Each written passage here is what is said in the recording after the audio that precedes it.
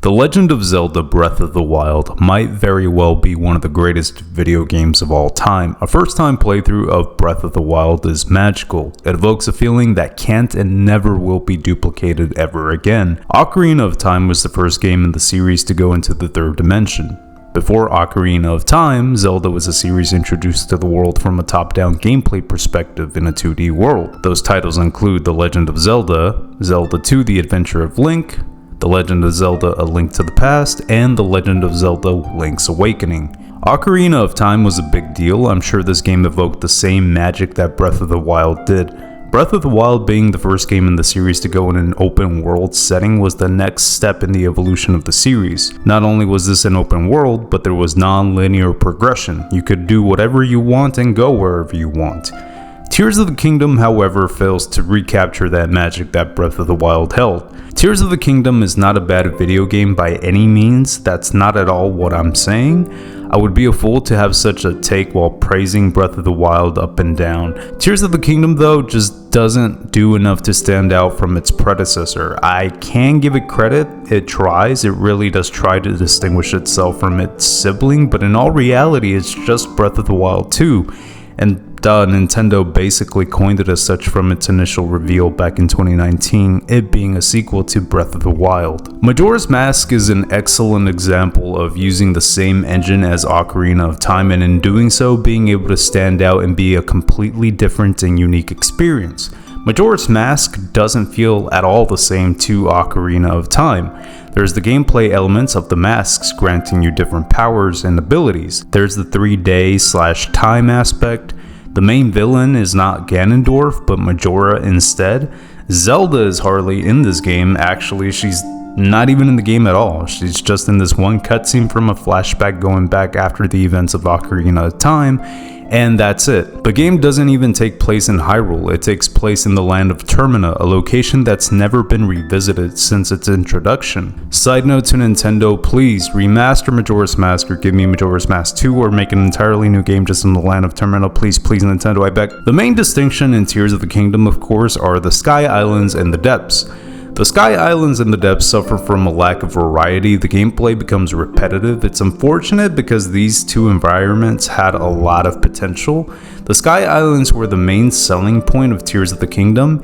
It was used in all of its marketing from the trailers and all the way to the box art. This was at the forefront of it all. The gameplay goes somewhat like this. You dolphin dive from one island to another. Faced with some challenges and puzzles, you get a reward and maybe stumble upon a Korok seed and or shrine. Rinse and repeat.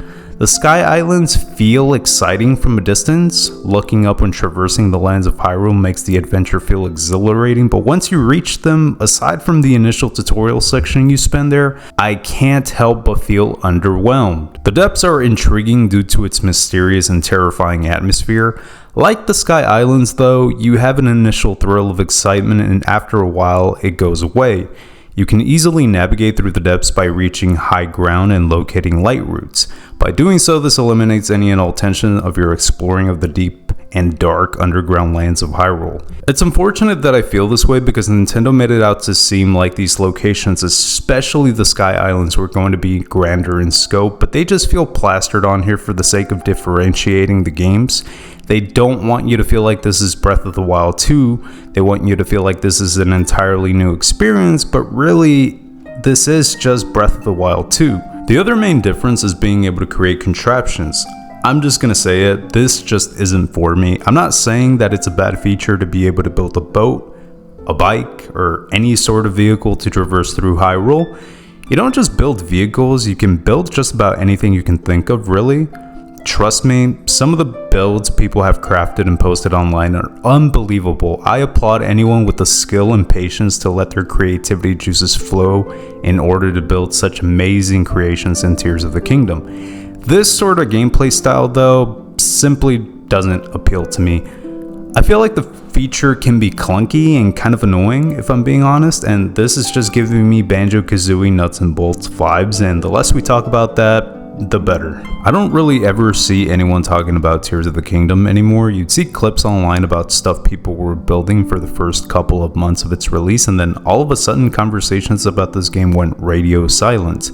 Compared to Breath of the Wild releasing back in 2017, I was seeing people posting clips of crazy trick shots, almost impossible combos, and hilarious launches using the Stasis Rune ability as recently as 2023, I feel. Tears of the Kingdom tried to be innovative, and I can commend it for that. It's really just refining what Breath of the Wild established, though, more than it's innovating, and I think these are some of the reasons why I just couldn't get as immersed with this game, despite all of the hype going into it.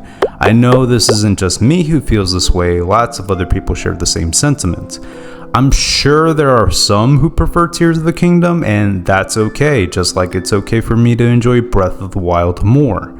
Tears of the Kingdom was never even meant to be a game. It really was just going to be more Breath of the Wild in the form of DLC.